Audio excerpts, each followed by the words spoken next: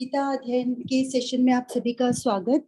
हमने राणा सर से अपने शरीर के सातों चक्रों के बारे में जाना और फिर सर ने हमें बताया एक खास केंद्र के बारे में जिसे बिंदु कहा जाता है, क्या उसकी उपयोगिता है और क्या लाभ है उस पर ध्यान केंद्रित करने के या उसे एक्टिव रखने के, या किस तरह से हमें उसके बारे में यदि पता है तो हम क्या लाभ उठा सकते हैं उससे। सर से निवेदन कि उसके बारे में कुछ और यदि कहना चाहें तो कहें। उसके बाद डॉक्टर सुनीता जी हमें उसी के बारे में कुछ और बातें बताएंगी। हाँ जी सर। डॉक्टर सुनीता से हम उनके मतलब मेडिकल पार्लेंस में क्या सिग्निफिकेंस है वो जानना चाहेंगे। उस दिन बाकी सर बातें तो हम दो बातें आप बता दें पहले बिंदु के बारे में। बिंदु के बारे में ये कहा जाता है कि पहली तो बात ये है उसका स्थान क्या है। स्थान जहाँ पर जो पहले टाइम्स के अंदर जो गुरु शिष्य परंपरा थी हमारे गुरुकुल की, जो शिष्य थे, शिष्य क्या सभी लोग, आचार्य लोग भी और शिष्य लोग भी अपनी शिखा बांधा करते थे इस पॉइंट पे जहां पर हमारे सिर के पीछे डिप्रेशन हल्का सा रहता है, उस जगह पर बालों को इकट्ठा करके उन्हें बांधा करते थे। तो उस जगह पे बाल रखे जाते थे और उसे बांधने का अभिप्राय ये था कि जब वो बाल खींचेंगे वहां से बांधने पर तो ध्यान ऑटोमेटिकली वहां जाएगा, और जब ध्यान बिंदु पर जाता है तो कहते हैं उससे हमारी मेमोरी शार्प होती है, हमारा ब्रेन जो है वो ज्यादा काम करता है, और इसके आध्यात्मिक जिसे स्पिरिचुअल सिग्निफिकेंस हम कहें वो भी काफी है। तो इसी बात को हम, क्योंकि हमारे ग्रुप में एक डॉक्टर हैं, तो हम ये जानना चाह रहे थे कि उसका मैंने जो टर्म पढ़ी थी वो यही थी कि मेडुला ऑब्लोंगेटा कि उससे भी रिलेशन है इस चीज का। तो आई जस्ट वाज क्यूरियस के उसके बारे में थोड़ा सा हम ग्रुप में जाने, तो उसके लिए हमने डॉक्टर सुनीता से रिक्वेस्ट की थी and she is going to share her views about that. जी मैं एक्चुअली बहुत ज्यादा तो इलैबोरेट नहीं जी कर जी जी। पाऊंगी, बट मैं हाँ जी हाँ definitely actually medulla oblongata is a part of the brain. Brain है जो बेसिकली जो हम आप बात कर रहे हैं कि जहाँ पे पहले बाल रख के शिखा बांधा करते थे, वो प्रॉपर ब्रेन का पार्ट है।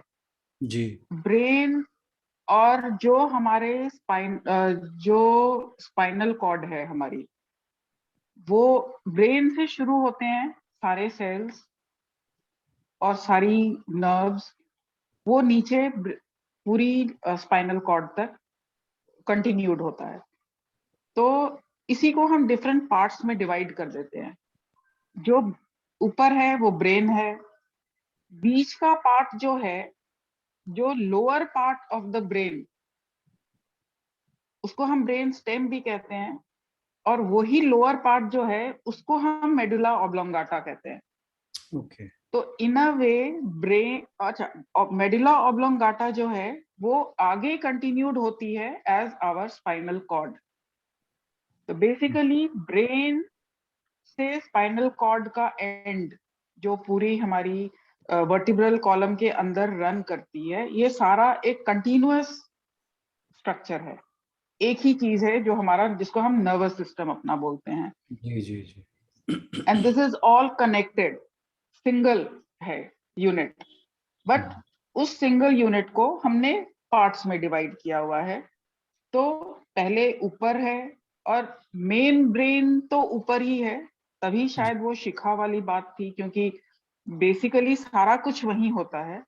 और ये बाकी सारे कनेक्टिंग पार्ट्स जो, और मेडुला ऑब्लोंगाटा हो गया जिसने सेरिबेलम, सेरिब्रम जो है हमारा, उसको स्पाइनल कॉर्ड के साथ कनेक्ट किया, मतलब इट इज 3 पार्ट्स। तो ये बीच का पार्ट हो जाता है। और जहां तक डेवलपमेंट की बात है, वो है कि जो पहले सेल डिवीजन कंटिन्यूअस चलता रहता है, सेल डिवीजन जब होता है उसमें फिर डिफरेंशिएशन होती है, अलग अलग तरह के सेल्स होते हैं, फिर उनकी लेयर्स बनती हैं, outer layer, middle layer, inner layer. हर लेयर की एक अपनी डिमार्केटेड फंक्शन होता है कि उससे आउटर लेयर से कुछ स्ट्रक्चर्स बनेंगे, मिडिल लेयर से कुछ स्ट्रक्चर्स ऑर्गन्स बनेंगे, इनर लेयर से कुछ ऑर्गन्स बनेंगे। तो जो हमारा नर्वस सिस्टम है, जिसको जो एक इनिशियली बनता है एज अ न्यूरल ट्यूब बोलते हैं उसको हम, वो बनता है आउटर मोस्ट लेयर से, और उसी आउटर मोस्ट लेयर से बाद में बोन्स भी और ये सारा कुछ बनता है। तो इसमें मेनली यही है कि एक पर्टिकुलर पार्ट हम नहीं कह सकते कि ये अलग से हुआ, इकट्ठा ही सारा कुछ होता है। जब सेल डिवीजन होता है, cells are continuously dividing, similar cells इकट्ठे क्लम्प हो जाते हैं, फिर डिफरेंट लेयर्स बनती हैं, हर लेयर के अपने फंक्शंस हैं। बट हाँ, डेफिनेटली आज मतलब पहले नहीं थी एक अलग एस्पेक्ट से, जिसको आप बोलो साइंटिफिक एस्पेक्ट, पर आप जब गीता पढ़ने लगते हो तो आई हैव रियलाइज दिस कि डेफिनेटली मतलब कहाँ से वो इनिशिएशन हुई, there is some power which starts that initiation कि तुमने मतलब this particular cell is going to grow into this। जी जी जी, मतलब डिफरेंट लेयर्स में कैसे अलग अलग होगा, मतलब कुछ तो गाइडिंग पावर है ना उसकी, बिल्कुल there is बिल्कुल। some guiding power जिससे वो सेग्रीगेट होते हैं, फिर वो अपने अपने हर सेल अपने अपने काम पे लग जाता है, उसने क्या बनाना है वो चीज बनती है। जब कहीं पे कुछ गड़बड़ होती है तो फिर जो हमें कॉन्जेनाइटल एनोमलीज दिखती हैं कि किसी में कुछ गड़बड़ रह गई, किसी में कुछ कमी रह गई, तो वो सारा कुछ हो जाता है। हालांकि ये सारा कुछ स्टार्ट एक सेल से होता है, 1 से 2, 2 से 4, and ultimately it grows into billions of cells। और सब अलग अलग अपने फंक्शंस में हैं।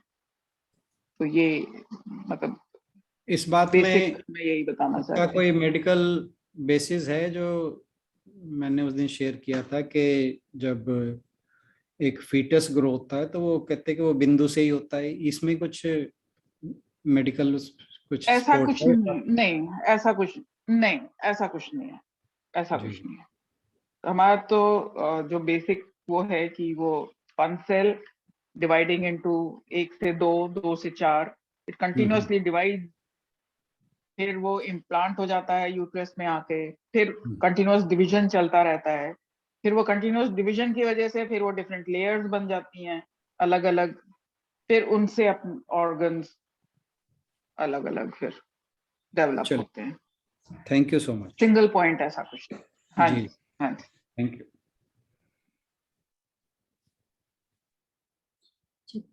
धन्यवाद डॉक्टर सुनीता जी, हमें इतने इन्फॉर्मेशन देने के लिए।